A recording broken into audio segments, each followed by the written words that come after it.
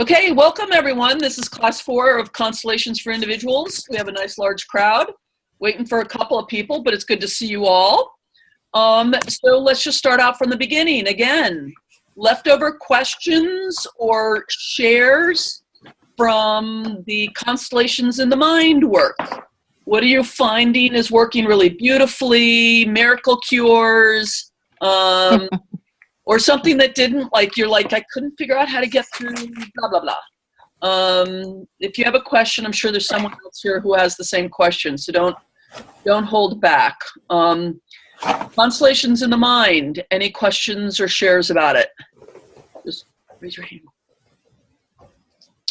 Tanya. Good evening, everyone. You can Good hear evening. me? Oh, okay.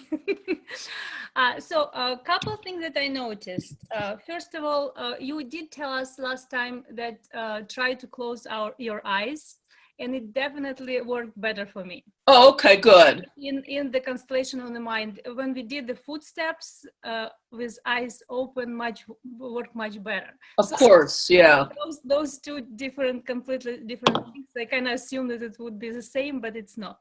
Yeah. At least for me. Then when I work with somebody, I did it for myself for several constellations during this week, and one for my son's girlfriend.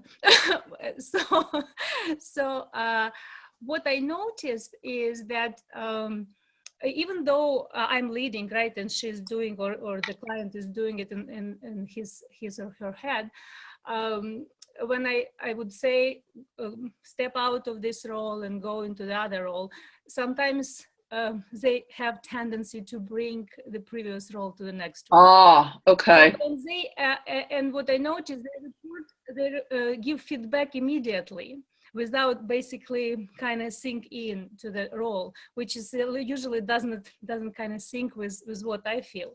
And so it kind of, I want to make sure I did several times make sure that she is in that new role and not bringing the previous one. So that's and Tanya, for everybody's learning, and I think we can all grok what you're saying, but what let you know she was still also in the other role? I don't know. It's just a feeling. It's just a sense. Okay. I cannot explain that, but it just didn't sit with me. So okay. It seems like, and it was also very quick response. So usually you do have just at least couple moments to get into it.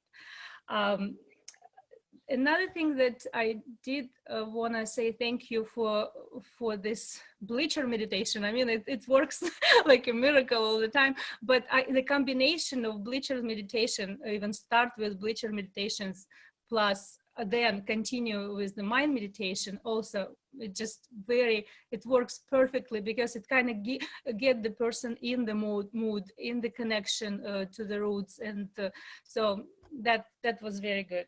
And one more thing I want to say, that I want to say thank you to Thomas. Last time he was my pair in the class, and he did this very interesting move. And I don't know, maybe I'm not that experienced, maybe it's all familiar for you, but for me it worked like a miracle. So he removed something temporary from the constellation instead of bringing. So he removed, and it opened up immediately something very important. So I didn't know that these things, I mean, these tricks exist. So that I really appreciate. Thomas, to you.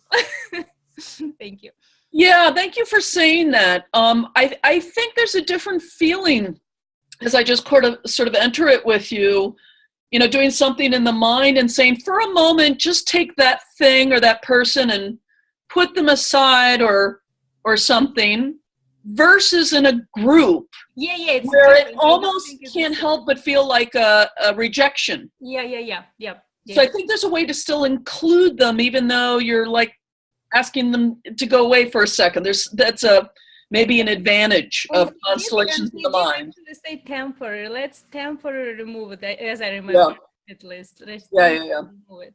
and it revealed something hidden that because Right. it was such a focus on these things that it's nothing else that could be revealed. So it was very good trick. Great, great, great, great. Thank you. That's That's it. terrific. Other questions or comments or shares? And Tanya, lovely learning. You're really obviously just diving into this and trying to soak it all up. So I really admire that. Yeah, Simona.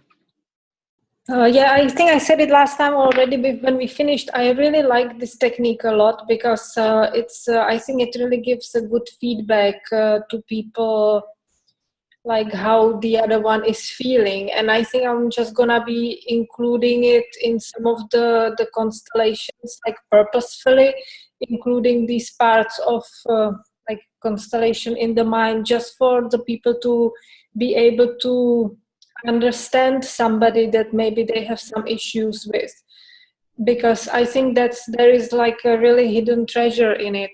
And I had it done for me a long time ago, and then I forgot that it actually exists. And I really enjoyed it. I think it's very important piece of information that it can provide, that nothing else provides. Terrific. And as I'm going to underline today, at the end, you're going to have 4 or 5 new techniques. Use the ones that feel strongest to you, that feel like they help you the most. Yeah. We all have things we do better than other things. That's fine. I always forget his name. Ellen, the guy we saw in LA, the Serbian. Vlado, yeah. He said something I really, really, really liked, which is that he used a slightly different context, but the same point. Even in group constellation as facilitators, everybody has their strengths and it's okay to go with them. So if you're really left brain, that's fine. If you like things quiet and that's what works for you, that's fine. If you sense things with your eyes, if you sense them with your ears, if you sense them with your heart, it's okay to acknowledge and strengthen the gifts that you have as a facilitator. And that doesn't mean you shouldn't try and grow the other approaches as well. But there is a way in which a trainer can say, you have to do it this way, but it's actually coming out of their strength rather than the fact that everybody needs to do it that way. So if you smell information, then by all means use that. And that's been known to happen actually, but not as common in America as it might be in France. Other questions or comments or shares about constellations in the mind? Tanya has one more. Yeah, I have one more. So I'm also kind of, because I'm practicing this, I'm learning about myself and my own tendencies. So there's this like helper inside of me that like urges me to like rush to something and find the solution and do something, I don't know, help other person.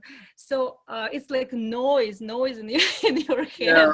And there's like energy, I can actually feel it. So what I realized, I just like set up a representative for the helper, and I gave her, I don't know, recognition, and it has its space, and it helps tremendously. I mean, wow. Hear him anymore, so I am very neutral, relaxed, and it comes naturally, everything else. So that's what for me worked. I don't know. That's gorgeous, because you know what I like about it is that obviously I just started to think, oh, who in Tanya's family is she trying to help, and started to think of a constellation and stuff like that. But you didn't have to do that. I will deal with it later, maybe. Well, you didn't have to heal everything. You just found a place for it. You found a good place for it. And that's kind of what I was saying before about, if you find yourself getting cranky or whatever in a constellation, make a representation for it. It may be relevant to the constellation, but even if it isn't, even if it's personal to you, you've given it a good place. It's really what you just did, Tanya. That's awesome. That's just really great. I am going to steal that. I'm stealing that. That's a good one. Yeah, Simona. Yeah, I wanted also to say, because I think this technique is good for somebody who doesn't understand constellations, and they really are having like all these zillions of questions that people usually have. Like, how is it possible that somebody can know how somebody else feels?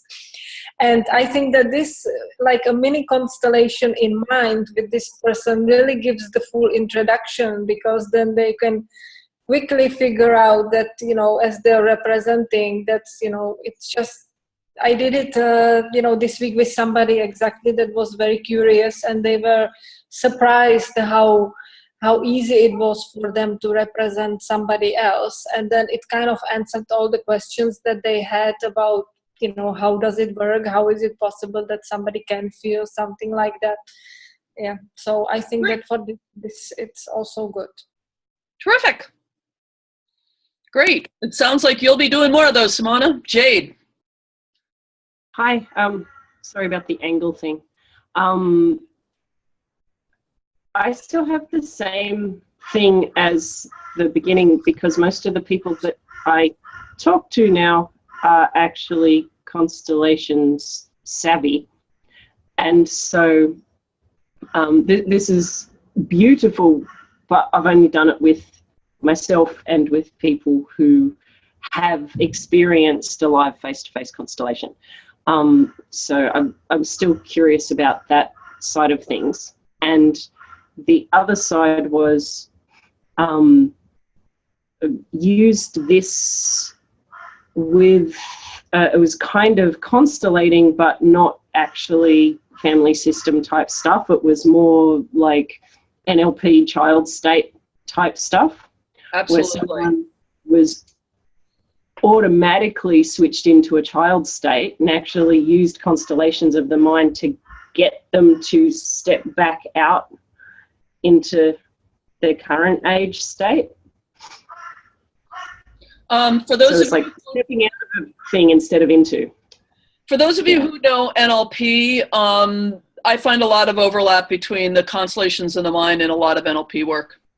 I'm going to say a word or two about that tonight as well. But yes, and it's going to be for people who do EFT, hypnotherapy, NLP. There's sort of a bundle of conversational hypnosis where there's a lot of overlap with this kind of with constellations in the mind, as well as shamanic journeying, people who do that kind of stuff. Yeah, even Gestalt work and narrative therapy and that kind of stuff too. Yeah. Okay, speaking of which, the very, very short lecture review for tonight is on integrating constellations with other modalities. And there really isn't much to say about that, because the reality is that the more you internalize family constellations as just kind of a standard, I talked about systemic intelligence last time, as just kind of a standard way you think when you're thinking about problems and issues, the more it's just going to kind of naturally integrate with the other stuff that you do. And you're going to come up with creative solutions. So I can't really say much about the creative solutions that you're going to come up with, because they're going to be unique to you and to some modalities that I don't know anything about, whatever those may be. I know someone who has most of his adult life has done massage, myofascial release, which is a very systemic way of approaching the body, and orthobionomy. And he's integrated constellations with that work. So he'll be manipulating someone's body and saying, what's up with your grandma? That kind of thing. So, and that's, I can't say anything intelligent about that because I'm not a body worker, but, we can see how these things integrate.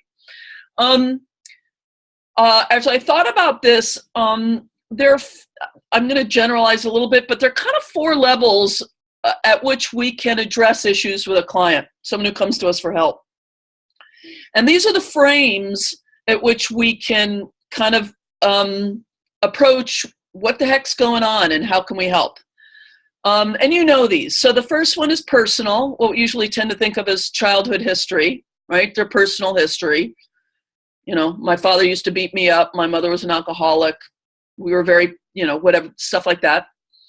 The next one is societal.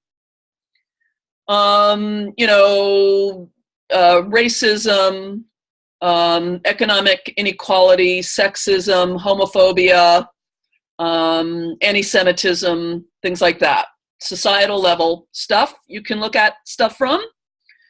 Then the stock and trade of family constellations, which is ancestral, the intergenerational.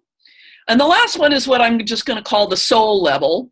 People call it different kinds of things, but it's where things like past life regression or karma or, you know, the kind of stuff people talk about in terms of, you know, what was the lesson I signed up for this incarnation to learn kind of thing, that kind of framework.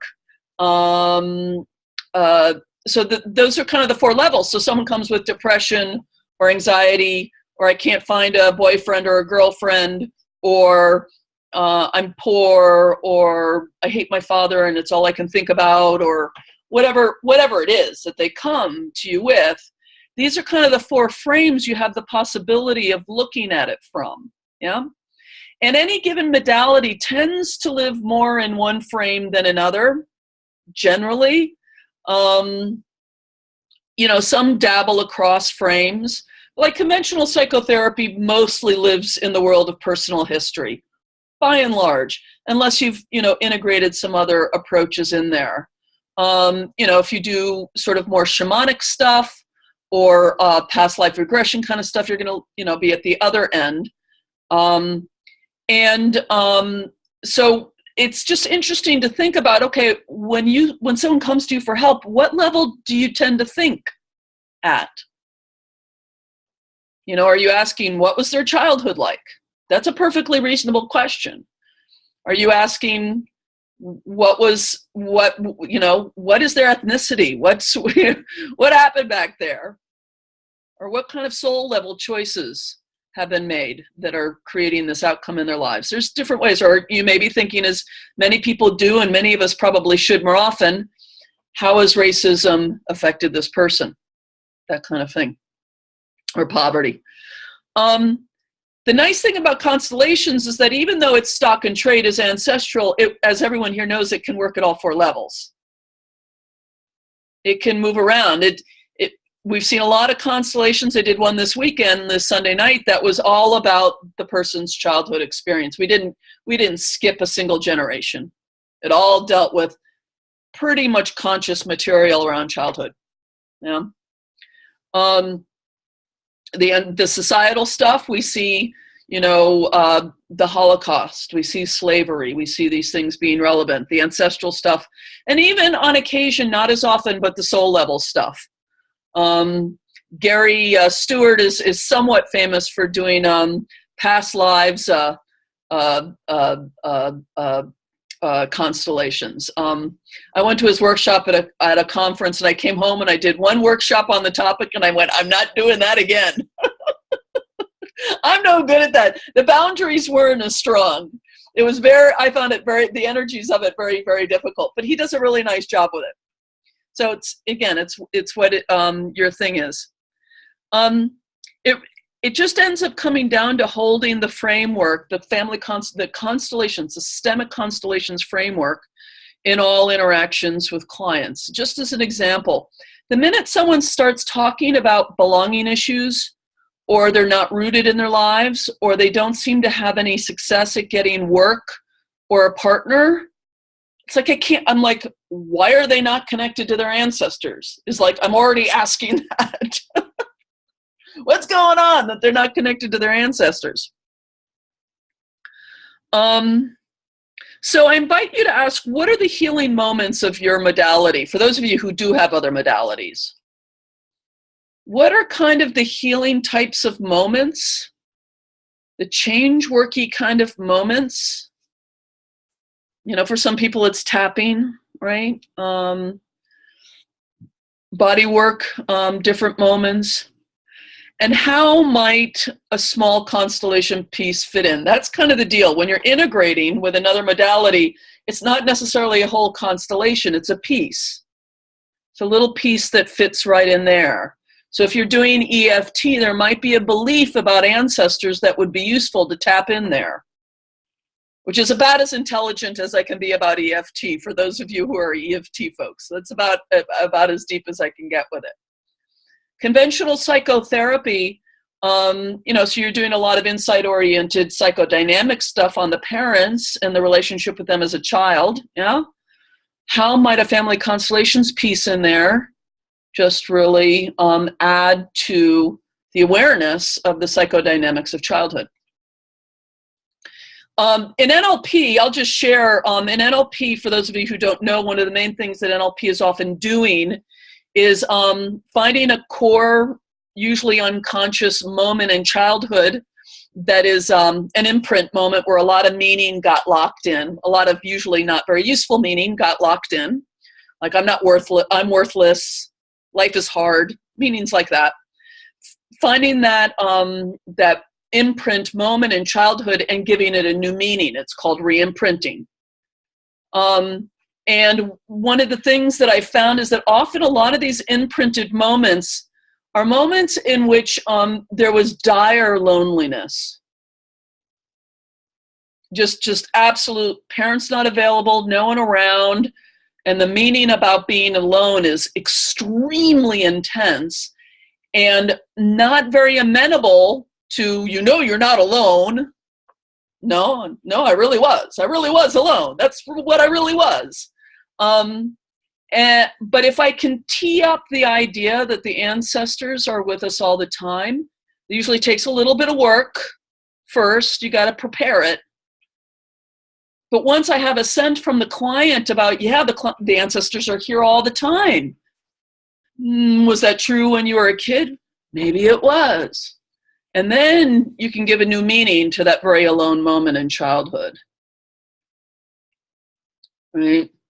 And now, instead of being direly alone in this moment without the parents, the ancestors were there supporting him or her. So at any rate, for those of you who don't do NLP, that's not strictly relevant, but you can notice how I'm thinking about how the family constellations resource is helpful for that modality, which does what it does quite differently generally than the way family constellations does it. So in terms of your modalities, I invite you just to think about it. And it's just a little piece. It's just a little piece. It's a little aspect of the orders of love, or a little aspect of ancestral connection of the field, a little aspect of helping someone see that they might be entangled with an ancestor who had a similar problem. The notion that our problems may be gestures of love and belonging to our ancestors can be a huge deal. Just that little bit of thing. Yeah. So that's really all I want to say about all that. Any questions? Mostly I have to turn that back over to you, because you're the geniuses in whatever other work that you do other than constellation work. But any questions about that or added thoughts about it before we move on to our main subject for the evening?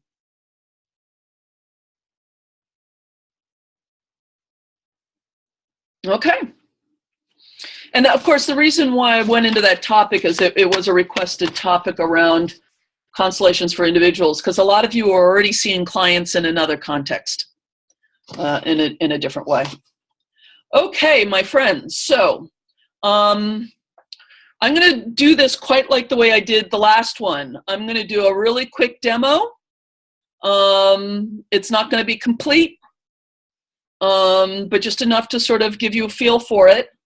And then I'm going to do a lecture, and then we're going to have a break, and then we'll spend, hopefully an hour in practice. Okay? So take a second, don't raise your hand, just hold off. Would you like to be a demo for something that might be a little incomplete and which you can say something simple about? We don't need a 20-minute interview to clarify what the issue is. So go ahead and raise your hand if that's something you would like to do. Simona, excellent. Okay, so go ahead and unmute yourself. And once I'm done interviewing her, I'm going to change my camera a little bit just so that you guys can see what I'm doing.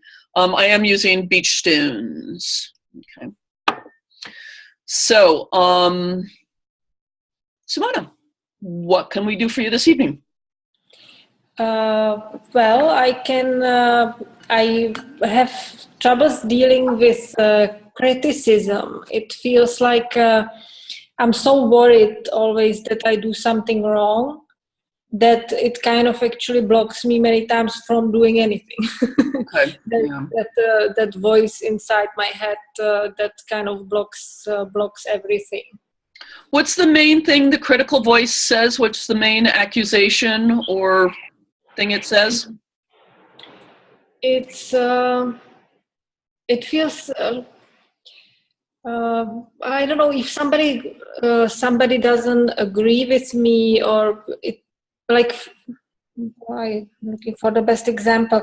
Like for example, there is like a rule, and I will let's say that in certain environments somebody has to be quiet. So I mean, I'll be almost afraid to talk that it's just gonna disturb somebody because the sign says that I really have to be quiet. It's like I just take all the rules to the extreme of fulfilling them exactly, even I guess more than what is asked for. Okay. Because I'm just afraid that I'm gonna be criticized or. Yeah. Again, what's the criticism? Is it you weren't paying attention, or you're an idiot, or what are you trying to do? Cause trouble? I guess just that fact that I'm wrong. That You're wrong. I'll be doing something that is not right. Okay. Okay. By the way, all the NLP people want to check out your eye access.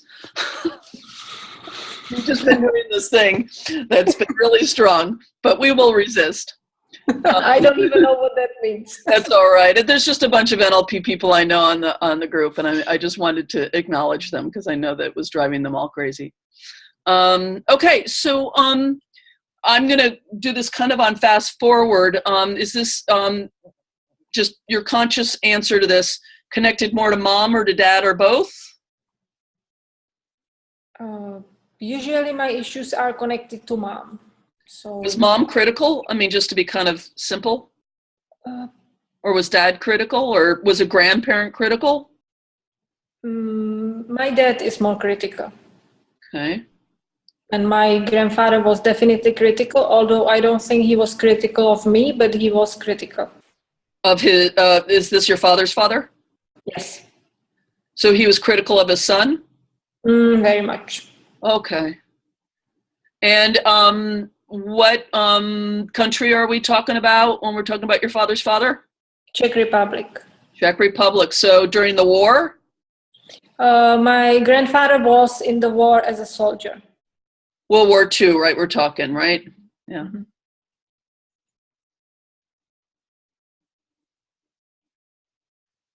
What year was your father born?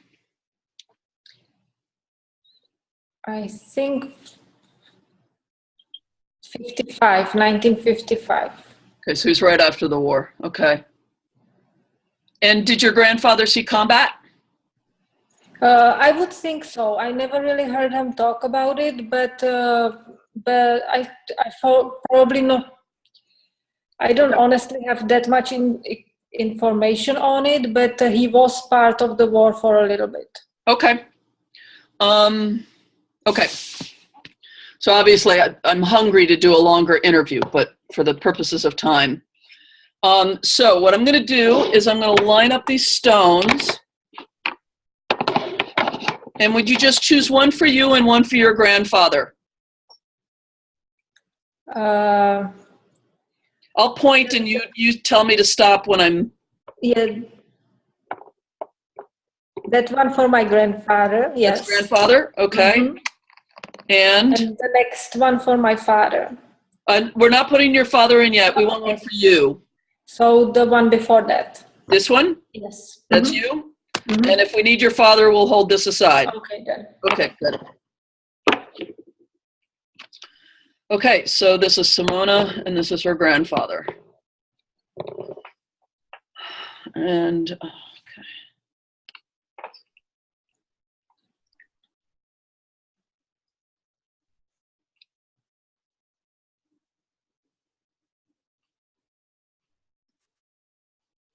So I want to tell you, I'm going to annotate just a little bit. It's striking me immediately that grandfather's smaller.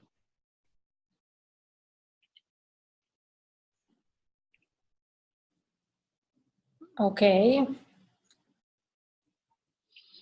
And there's nothing you need to do yet, Simona. I'll let you know.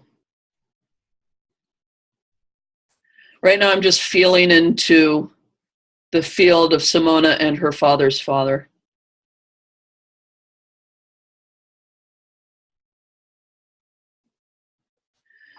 Simona, what do you notice in your body as you look at this? I feel hot but pleasant.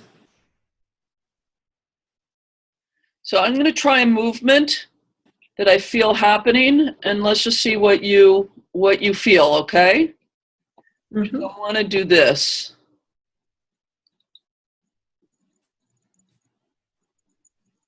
Okay. I suppose he's standing, it would be like him standing behind me. So don't worry about interpreting it. Just Okay. tell me what you feel, if anything.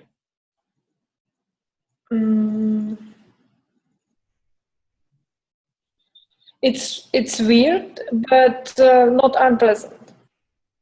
Weird how? I guess I'm not used to somebody so close. Okay. Close your eyes for a second and just feel this. Keep your eyes closed for a second.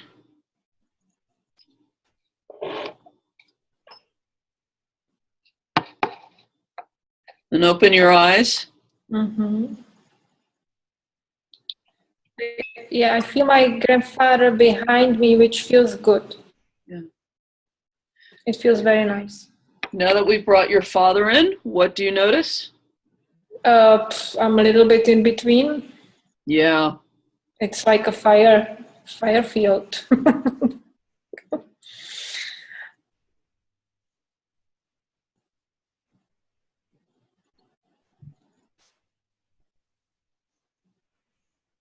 It's definitely uncomfortable spot. Yeah.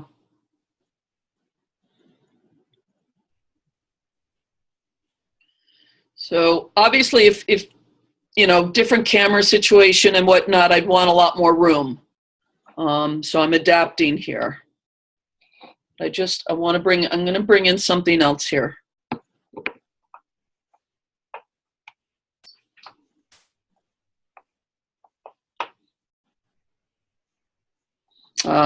Wants to go like this.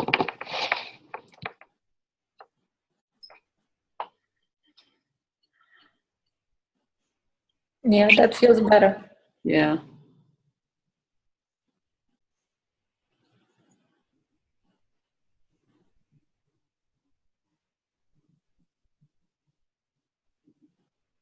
Yeah, that feels very nice.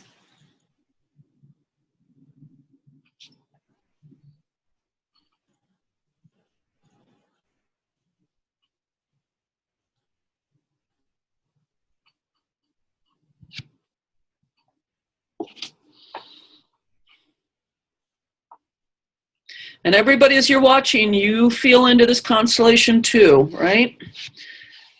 Just be feeling the energies of it.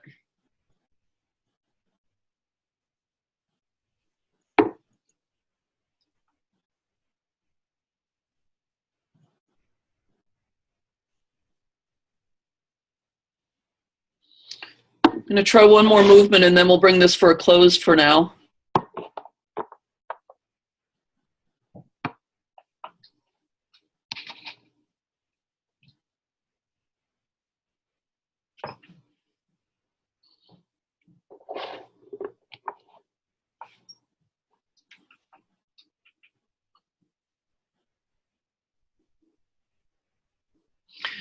What do you notice about how that feels?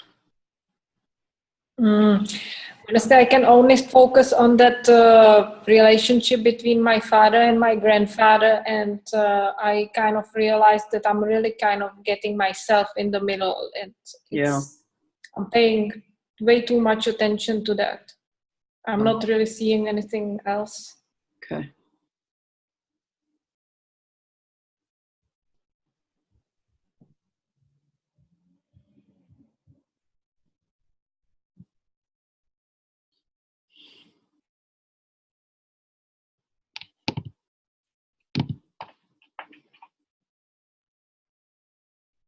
Shall we leave that as a useful movement forward? Yes. Okay. Yes. So I'm going to return these back to being stones.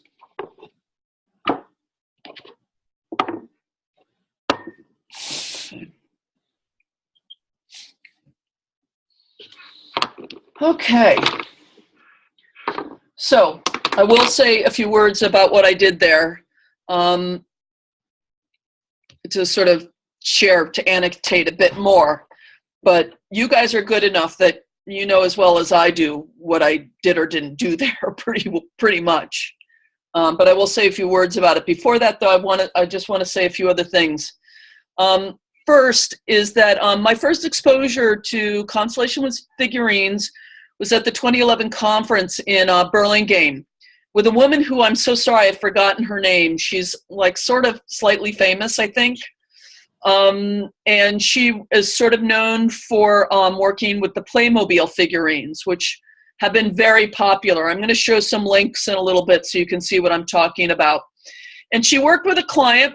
So we were in a group, we just watched because we weren't representing, we were just observers. They had this table and she had these Playmobil and we were all sort of gathered around trying to see what was going on. And the client was Ukrainian. And I will never, ever, ever forget this. I mean, I went because, you know, I was stretching my boundaries. It wasn't because I had any innate interest in this type of constellation, but I thought, you know, I should try something new. And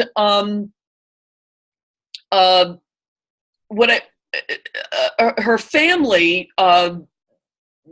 interesting given the theme we just struck, had a very tragic experience in World War II in the Ukraine. And the facilitator had a whole bunch of little, you know, like we would in a regular constellation, a bunch of people, children and women and men who were all, you know, the Ukrainians in World War II. They were just, you know, people. And at a certain point in the constellation, which was by the book Constellation 101 classic format, even though it was it was just utterly like original format constellations. At one point, there was like this awareness of the losses around the war. And very slowly, this facilitator took the figurines. I wish I could mime it. I don't have any such figurines. And she laid them down on the ground. They had been standing and she sort of laid them down. I started to cry. The field was every bit as strong as it was for any, you know, people representing constellations. I was just blown away. I'm like, this is a constellation. This is definitely a constellation. So that really stuck with me. The other thing I want to say about this is that I had a colleague here, and we decided to just trade with each other on figuring constellations for a while to sort of learn it a little bit better and do it with each other. And after having done it for a while, I decided it wasn't my thing. So I teach it to you from a point of view of someone for whom this is not my strength. I'm competent to teach it to you because I've been instructed and taught and know about it and can do it. But as with Simona and her talking about the constellations of the mind, some of you are going to take to this like ducks to water. You're just going to love it. Or some of you may have already done it a lot and you know you love it. And others maybe not so much. Or it'll be you'll just like, I like it as well as anything else. So I offer that up a little bit. Having said all that, I want to, there we go, do a little bit of a lecture for you. So why use this approach? You would use it if it's a strength for you. It can add interesting concreteness. And as I said, it can really be remarkably evocative. So again, I use stones, and the nice thing about these stones is particularly if you're present with each other, by and large, this is not the approach I would use virtually. I think you kind of want to be both sitting over a table and looking at the figurines together. So if it's a one-on-one experience, it's probably most of the time going to be done live. Yeah. But I have these little things that I don't use, but could be used, right? These little critters, you know, there's an elephant and a little monster. People, you know, if they chose the monster for their father, it's like we're in the land of the constellations of the mind when money shows up as a river or as, you know, a small rodent or whatever. There's a way of bringing archetypes and symbolism in, either explicitly or just sort of in the background, in a way that you don't in the classical group format or in the footprints thing. And some people really like that. There are people, this is really important, there are people who say you should not use these kinds of things for constellations because they can impose meanings. So you'll meet facilitators who say you shouldn't have, you know, I like the monster, I think he'd be great. But you shouldn't do that because it imposes a meaning and you want to keep things clean. So there's differences of opinion about that sort of thing. However, it does tend to be very attractive, as I write here, many therapists who are already doing what's called Santre therapy. I almost subletted an office from a classic Santre therapist. She had a wall of stuff that was so awesome that I wanted to get my hands all over it. You know, these Santre therapists, they just collect figurines of all kinds, you know, dragons and princesses and whatever. So it can fit very well for people who are already doing that. I just thought it might be especially good for clients with physical challenges. You know, it might be a really good fit for them. If you want to keep it, in a sense, physical and embodied, which Constellations in the Mind sort of take a step away from that, but the sort of moving around and being in roles is not going to be very workable. The approach requires a tabletop, you know, a decent sized kind of a coffee table or something like that. As I said, usually done in person, so both people can manipulate the objects. That's again, this is kind of like the footprints approach, the floor marker approach. You have to decide how much you stay in charge, how much the client can move the objects around, you know, whether maybe they're totally in charge of it or you're totally in charge of it or it's a mix of the two. And you need some kind of objects. So I did a little research earlier today. Here are the Playmobil items. There's even this Wieslocher Institute for Systemische Lösungswissenschaft, Dr. Gunther Weber, he's very famous, who it's actually not easy to find the classic old form Playmobil sets because they're like Legos. They've gotten so fancy.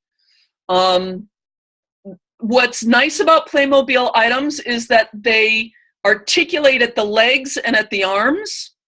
So you can actually have the figures bow, which is kind of cool. Look at that, Tanya's got them. As well as lay down. They can also come, like you can get a bunch of red ones, a bunch of blue ones, a bunch of white ones, and then you can kind of color code the family members. There's Tanya with her items. What I find a little troubling about them is that they are In the Bay Area, we have to deal regularly with genderqueer and transgender people. And so the division into male and female can be offensive, frankly, for some people, and minimally limiting at some times. It really is a very, as the original constellation world is, it's very gender binary in a way that I think we're learning the world is just not as gender binary as classic constellations sort of presents it as. The other one, someone turned me on to these. I kind of like them, but again, they have the same sort of gender bifurcation. You got a mom who's always wearing a dress, and a dad, and an older kid, and a younger kid, and a younger kid, and a baby. So this is called Woodworks Limited, craftparts.com. So I know some people who like these as well. I prefer sticking with things like rocks, personally. But for people who are very devoted to the classical form, figurines that look like people can be very helpful. Okay. What does this approach add? There's an interesting capacity for double perception, which is your own normal field perception, right? But there's also field information held in the object. There's the potential for this. So again, if this was an item, yeah, and it was, say, depression, let's just say that got chosen to be depression, there's the, field information we would feel even if this got chosen to be depression. But there's also something the object holds on its own. No, it's black, it's the size it is, it's a figure of an animal, it carries something. So it's interesting when you start to really go into that space. It can also get complex. As I said, the symbolism of the object, you and the client can do it together. It also, my experience with it is that it's very inherently, I don't know what it is about the objects, but it slows things down and allows the two of you together to look at the arrangement in a reflective way. I frequently have to ask representatives to slow down. Yeah, but there's something about when you start to see an arrangement, and it's got some that you just want to sit and look at it for a little bit. There's something about that, yeah. And so there's something it slows things down in a way that I find kind of interesting. Some considerations, as I said, who interacts with the objects, how and when. The symbolism of the objects and the pluses and minuses of having objects that look different. We've raised this over and over again with all of these approaches. There can be clients who take like this, like ducks to water, and others who find it weird. And you just have to gauge your client's receptivity to this. It can be a really nice fit for the kind of folks who already have home altars, collect objects, are attracted to symbolism and ritual. Jungian types tend to love this, right? And then other people can find it challenging. Personally, when someone tries to do a constellation for me with these objects, I'm desperate to step into the role. To physically step into it. But remember to stay in the constellations frame. I think this is one of the approaches that can have a high temptation to forget about or fall out of the orders of love and the systemic ways of thinking about stuff. So you just really want to remember your foundations when it comes to this approach. So I will come back to the directions on the exercise in just a second. But before we move into the break, I just want to find out if there are any questions. I think we lost somebody. Because I think we had one more. Judy. Yeah, I just have a comment to make. Please. We have those Playmobil figures that you called. The Hellinger Institute in Washington, D.C. sells them for, I think it was $65. The problem I had with them is they kept falling over. They wouldn't stand up, and I just thought, this was a waste of money. Oh, that's too bad. That's, yeah. You can see those little wooden figurines probably wouldn't fall over. Yeah. These are very, very light, and they just fall over with it just doesn't work for me. Yeah, that's too bad. 65 is a lot. Yeah, I bet you can buy them really cheap on eBay. Really old Playmobil figures. Well, I should sell mine there. I bet, well, it's like you probably won't get much money for them, but by all means, get a few bucks for them. Put them on Family and Systemic Constellations on Facebook and see if anyone wants them. And Ellen wants to demonstrate something she likes. Those are Legos. She likes the Lego pieces. They're Legos because they have square feet, so they stand more solid. Yeah. Okay. Yeah. Peter.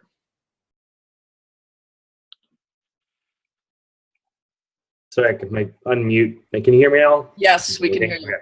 I was a little surprised, actually.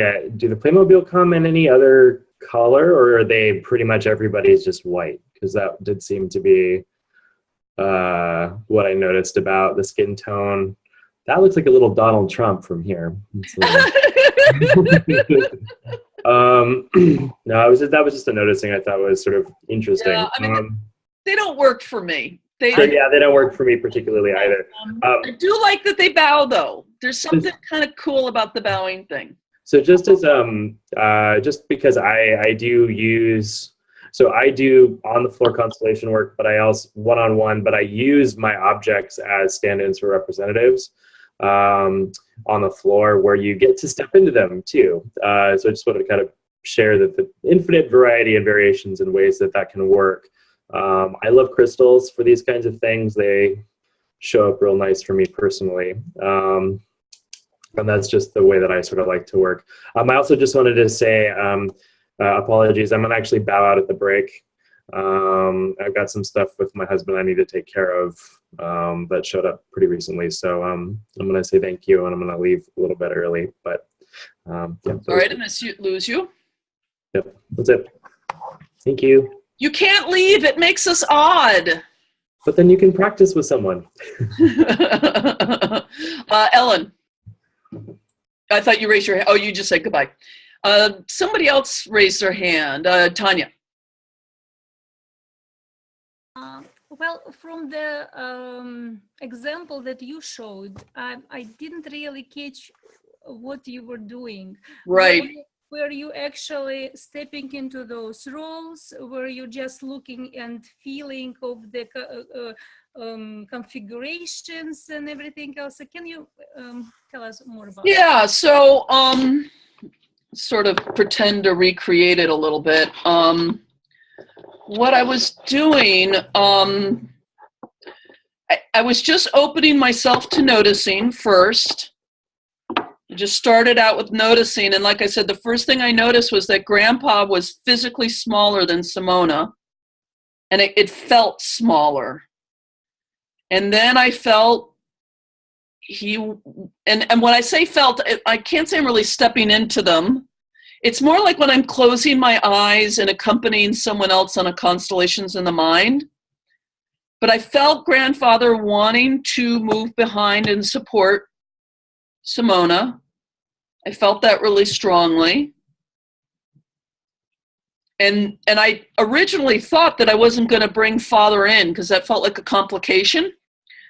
But once I got Grandpa behind Simona, I just felt I wanted to bring Father in. Particularly since a rock had already been ID'd for him. In that sense, he really was already part of the constellation. I don't know about you, but very frequently I'll be thinking about what I'm likely to bring in next in a group constellation. Like, I'm going to hold off here, but in a few minutes, I think I'm going to bring in the brother. And then somebody gets recruited into something, like someone says, I see something over there. Well, I said, well, you just step into that, whatever it is. And it'll turn out to be the brother that I was about to bring in. That's extremely common. I think about a role, but I hold off on bringing it in, and the field elicits it. It says, what are you waiting for? Come on, bring it in. So that's kind of happened with the Father. And And then I just, what I just said, I just kept on feeling and moving things around. And then every once in a while, you notice I checked in with Simona. What is she experiencing? What is she noticing? And she gave really important information that I didn't have, which was that she felt in between her father and her grandfather. And then I was feeling like father needed support, and that's what I was doing. And I think it's really useful just to keep checking in. So how are you feeling now? How are you feeling now? And you'll notice at one point, Simona was asking me, what did I intend by something? Did you just move him to support me? Is that what's going on? And I said, don't worry about that. Just how does it feel? Because yes, of course, I intended that movement to be supportive, but it was really going to be interesting to me if that's not the way it felt in Simona's system. So I didn't want to, especially since I've got objects like this and it's not clear what's front and back. I had a sense of what was front and back, but I didn't want to make her feel it the way I felt it. So I asked. And it turns out she felt it the way I felt it, which is great, but it didn't have to go that way. But then it lets her feel it that way and know she's feeling it that way rather than she's just following my cue. Now, obviously, with something like Playmobil figurines, all of that would be rather more obvious, the front and the back of figures. Is that answering the question, Tanya, what my process was like?